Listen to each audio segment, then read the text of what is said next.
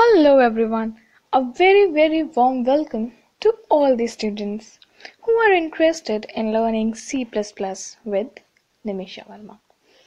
I hope now you are very well versed with all the concepts I taught you in the last session. That was what is programming language, why is it used, what is C++, why was it developed, its need, what are tokens, data type, precedence of operators, etc. So that was just the beginning. Picture abhi baki hai, as you know. Therefore, let's move to the next session, that is heading on with C++, where I'll be teaching you about some decision-making statements. Decision-making statements are the statements which helps us to solve the dilemma. What do you mean by dilemma? Dilemma means whenever you have a choice between true or false, or when you always have two options. हमारे जो programmer थे developer John स्ट्रॉस्ट्रप, उन्होंने देखा कि बहुत बार programming के time पे हमें ऐसी नीड आती है जिसमें हमें डिसाइड करना पड़ता है कि कौन सा सेट ऑफ कोड हमें एग्जीक्यूट कराना है. For that he made decision making statements. Actually, this was firstly developed by Dennis Ritchie only, as C++ is an advanced version of C. तो आप ये भी कह सकते हैं कि ये डेनिस रिचे ने ही बनाया एंड इसमें कोई भी चेंजेस नहीं करे हमारे जॉन स्ट्रॉस्ट्रप ने. So let's see what here in this. Decision making statements, as the name suggest, decision make करने में हेल्प करता है, एक पर्टिकुलर डिसीजन लेने में. These are also known as control statements which makes decision. It makes a choice between true and false. As I told you, true और false में choice कराता है. रिलेशनशिप क्या है? डिसीजन मेकिंग या कंट्रोल स्टेटमेंट्स हमारे टू टाइप्स के होते हैं, ब्रांचिंग एंड लूपिंग. ब्रांचिंग मतलब कि जिसमें ब्रांच सॉर्ट ऑफ फॉर्म हो जाती है स्टेयरकेस टाइप की, एंड लूपिंग जो रिपीटेशन होता है. First of all we are encountering with branching statements. Branching statements मतलब ईदर दिस और दैट, या तो ये एग्जीक्यूट होगा या ये, बट दोनों साथ में एग्जीक्यूट नहीं होंगे. Then it always chooses one among all the available option. जितने भी ऑप्शंस हमारे पास अवेलेबल हैं उनमें से कोई भी एक ऑप्शन ही एग्जीक्यूट होगा. कभी भी दो या दो से ज़्यादा नहीं हो सकते, एक से ज़्यादा नहीं हो सकता. अगर फर्स्ट ऑप्शन करेक्ट है तो वो बाकी कोड को एग्जीक्यूट नहीं करेगा और सीधा टर्मिनेट कर जाएगा अगर उस लूप या उस ब्लॉक के बाहर कुछ नहीं है. And block is the pair of statements with in which a variable is declared और स्टेटमेंट इज रिटन. अब देखते हैं हमारे कौन कौन से टाइप के ब्रांचिंग स्टेटमेंट्स हैं. First of all it's if, switch, if else, nested if. सब इफ के ही फॉर्म है, तो दो फॉर्म्स है हमारे पास, एक इफ एक स्विच. तो let's see what's the syntax says about it. If हमारा सिंटेक्स है स्मॉल इफ के साथ कंडीशन और स्टेटमेंट्स. अगर एक ही स्टेटमेंट है then you don't need these curly braces, else आपको लिखना पड़ेगा. नहीं तो आप नॉर्मल इफ, कंडीशन और स्टेटमेंट लिख सकते हैं. अदरवाइज जो स्विच केस है, स्विच केस में आपका स्विच और वेरिएबल देन केस के फॉर्म में आता है इसके अंदर. इफ और स्विच के बीच में ये डिफरेंस है, इफ कोई भी रिलेशनल कंडीशन सॉल्व कर सकता है, बट स्विच सिर्फ equality conditions, plus switch much more faster होता है देन इफ. फिर है हमारा इफ एल्स. इफ एल्स मतलब ये नहीं तो ये. तो इसका सिंटेक्स क्या कहता है?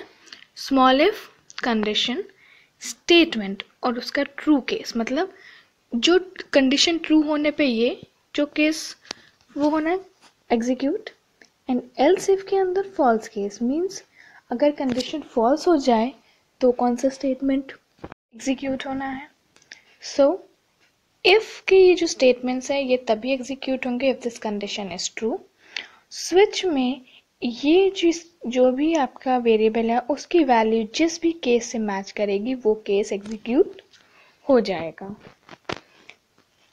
इफ एल्स में इफ का ट्रू केस, अगर कंडीशन ट्रू है, कंडीशन अगर फॉल्स हुई then false case will be executed. For example, program to print positive number entered by the user.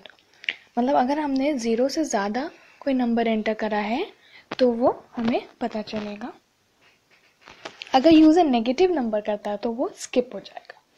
हमने हैश इंक्लूड iostream.h से हेडर फाइल को include किया यूजिंग नेम स्पेस std। ये बस container की तरह काम करा हमारा, जिसके अंदर पूरा प्रोग्राम स्टोर होता है actually. void main, you are very well versed, void खाली, main is the function जिसका कोई, अब void main मतलब जिसका no return type।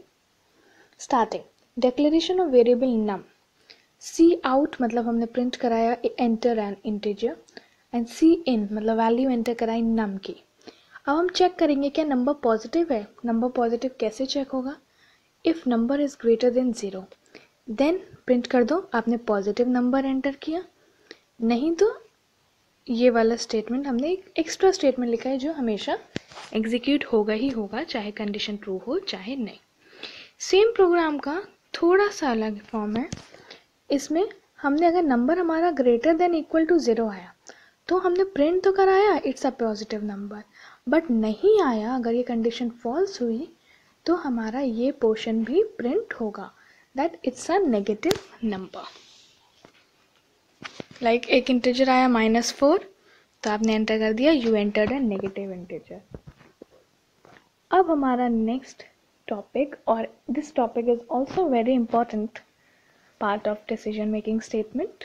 So let's see, looping। looping हमारी मतलब repetition, iteration, iteration, whatever you can call this one। ये हमारे 3 टाइप्स के होते हैं, एक एंट्री कंट्रोल्ड, एक exit controlled and one is sentinel controlled. Entry controlled loop क्या होते हैं? जो जब लूप के अंदर एंट्री कर रहे होते हैं तभी कंडीशन चेक कर लेते हैं, बट एग्जिट कंट्रोल लूप जब लूप से एग्जिट हो रहे होते हैं तभी कंडीशन चेक करते हैं। Let's see this syntax. Syntax हमारा फॉर का सिंटेक्स क्या कहता है? For keyword then initialization of the variable this, फिर कंडीशन हमें जो भी फुलफिल करानी है और अपडेशन, जैसे for i0 initialization, condition i less than 10 and updation i++। और इन ब्रेसेस के अंदर हम जो भी स्टेटमेंट्स लिखना चाहें वो लिख सकते हैं। प्लीज़ डू रिमेंबर स्विच के बाद फॉर वाइल किसी के बाद भी और इफ़ के बाद सेमीकोलन नहीं आता है। अगर सेमीकोलन आ जाएगा तो आपके बाद वाले मतलब सेमीकोलन मीन्स टर्मिनेशन, तो सेमीकोलन आने के बाद वो उसे एक पर्टिकुलर एक स्टेटमेंट मान लेगा और जो ब्रेसेस के अंदर हमने जो भी कुछ लिखा है वो उसे रीड नहीं करेगा and there will be an error और you will be getting an undesired output. अब ये लूप तब तक चलेगा जब तक कि i की वैल्यू हमारी 10 से 10 ना हो जाए। जैसे ही i की वैल्यू 10 होगी हमारा लूप टर्मिनेट हो जाएगा। देन वाइल सेम है, यहाँ कंडीशन ब्रैकेट में है, यहाँ ब्रैकेट में बस इनिशियलाइजेशन यहाँ पर हमें ऊपर कर देते हैं और अपडेशन इसके नीचे करते हैं, मतलब जो भी स्टेटमेंट्स लिखेंगे उसके अंदर। जैसे हमने लिखा while i is less than 10 and i++। अब i++ के साथ साथ हम कोई भी स्टेटमेंट इसके अंदर लिख सकते हैं। Then exit control loop same entry control की तरह होते हैं, बस डिफरेंस होता है कि इसमें कंडीशन बाहर होती है, मीन्स स्टेटमेंट पहले और कंडीशन बाद। इसका एग्जाम्पल है डू वाइल। ये होता है डू वाइल। डू वाइल मतलब करो जब तक ये कंडीशन फॉल्स ना हो तब तक ये लूप चलता रहे। सी हम इसमें वाइल के बाद सेमीकोलन लगाते हैं। क्यों? क्योंकि ये हमारा स्टेटमेंट यहाँ टर्मिनेट हो रहा है और हम चाहते हैं इस कंडीशन के बाद ये वापस डू पे आ जाए, इसके लिए हम यहाँ सेमीकोलन लगा देते हैं। सेमीकोलन नहीं लगाएंगे तो ये नीचे वाले स्टेटमेंट्स पढ़ेगा। Then sentinel control. Sentinel control जब आप कोई वैल्यू लगाकर प्रिंट कराना चाहते हो या फिर प्रोग्राम को टर्मिनेट कराना चाहते हो, then that is sentinel controlled loop. एक एग्जांपल देते हैं हम लोग। दो नंबर्स को लिए हमने, एक हाई नंबर और एक लो। दैट इज पहले हमने hash include iostream dot H कराया, क्लास डिक्लेयर करी मिनी, इसके हमने डेटा टाइप्स या कंपोनेंट्स भी कह सकते हैं क्लास के, मेंबर्स डिक्लेयर किए लो, हाई, आई, फ्लैग, और टर्मिनेशन कॉल सेमीकोलन लगाया, फिर वॉइड मेन स्टार्ट किया। फिर हमने कहा दो इंटरवल्स एंटर करो और लो और हाई की वैल्यू एंटर करा दी। देन हम प्राइम नंबर्स लो और हाई के बीच में निकाल रहे हैं। अब देखो, जब तक लो हमारा हाई से छोटा है, मतलब कि छोटी वैल्यू छोटी है, बड़ी वाली बड़ी है, तो लूप चलाओ I2 से लेकर लो बाय 2। मतलब देखो, किसी भी दो नंबर के बीच के प्राइम नंबर्स, उसके जो हाफ मतलब फैक्टर होते हैं ना, एक कोई नंबर है सपोज 16 का हाईएस्ट फैक्टर है 8, मीन्स उसका हाफ। तो किसी भी नंबर का हाईएस्ट फैक्टर उसका हाफ होता है।